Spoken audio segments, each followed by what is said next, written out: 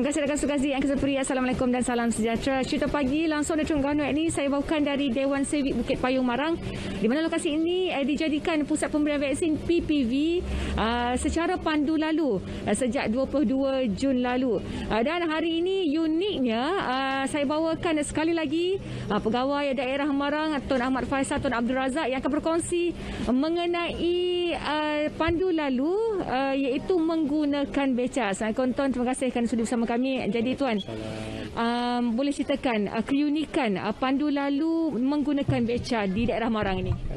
Apabila kita mewujudkan pandu lalu pertama di negeri Terengganu di PPV Bukit Payung ni, mari pula idea untuk kita membantu mempromosikan pendaftaran vaksin. Jadi kita gunakan beca-beca tradisional pertamanya sebagai mod pengangkutan shuttle daripada tempat parking untuk penerima dos kedua ni melalui kaunter pandu lalu. Itu pertama ya, sebagai shuttle service. Kedua, kita gunakan beca ni untuk mempromosikan pendaftaran vaksin. Jadi kita buat 8 hingga 10 photo frame. Setiap satunya mengajak rakyat untuk menyertai program vaksin ini. Dan yang ketiganya, kita mengambil peluang juga untuk mempromosikan produk-produk pelancongan di Marang. Kerana kita tahu selepas PKP, sektor pelancongan akan dibuka. Jadi kita berharap Marang akan menjadi antara penawaran menariklah kepada rakyat Malaysia khasnya. Dan kita berharap program ini akan dapat dikembangkan oleh pejabat-pejabat daerah ataupun jabatan pelancongan ke PPV lain. Kerana ia boleh membantu pengayuh-pengayuh beca untuk mendapatkan rezeki tambahan semasa PKP ini.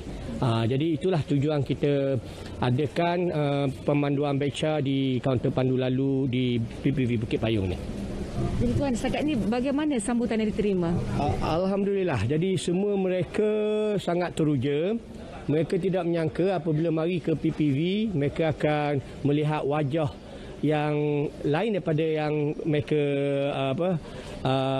anggap sebelum ni ya. Jadi ianya lebih ceria, lebih berwarna-warni, lebih meriah. Dan ramai daripada mereka berkata mereka akan berkongsikan pengalaman ini dengan saudara mara dan juga rakan-rakan di luar sana. Jadi ia memenuhilah hasrat kita untuk mempromosikan vaksin dan mempromosikan Marang. Terima kasih Tuan. Sama-sama. Okey, itu tadi perkongsian daripada pegawai daerah Marang Tun Ahmad Faisal, Tun Abdul Razak.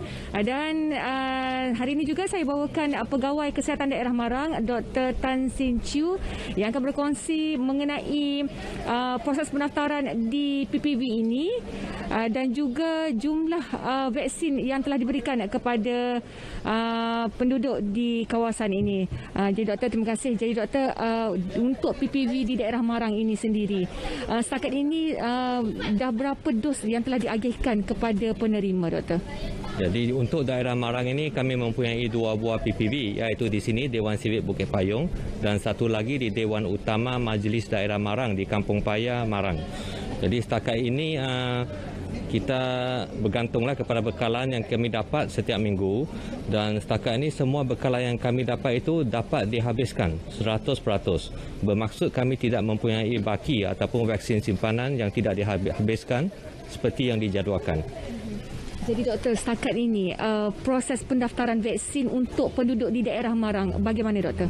Jadi untuk daerah Marang kami telah mencatat sebanyak 63% daripada penduduk telah berdaftar dalam aplikasi MySejahtera, dan kami juga merupakan daerah yang kedua tertinggi di seluruh negeri Terengganu. Jadi Doktor, mungkin yang terakhir ada nasihat Doktor untuk penduduk yang masih belum mendaftar untuk menerima suntikan vaksin.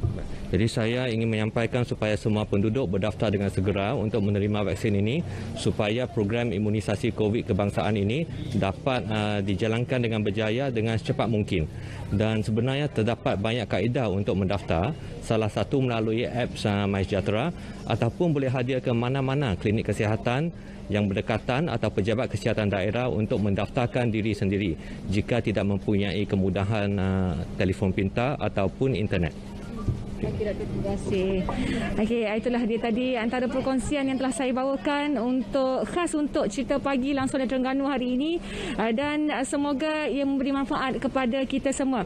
Dan pastikan bagi yang masih belum mendaftar, pastikan anda mendaftar untuk menerima suntikan vaksin bagi memastikan program imunisasi COVID-19 kebangsaan berjalan lancar. Rakan tugas di Angkasa Puri kembali kepada anda. Silakan.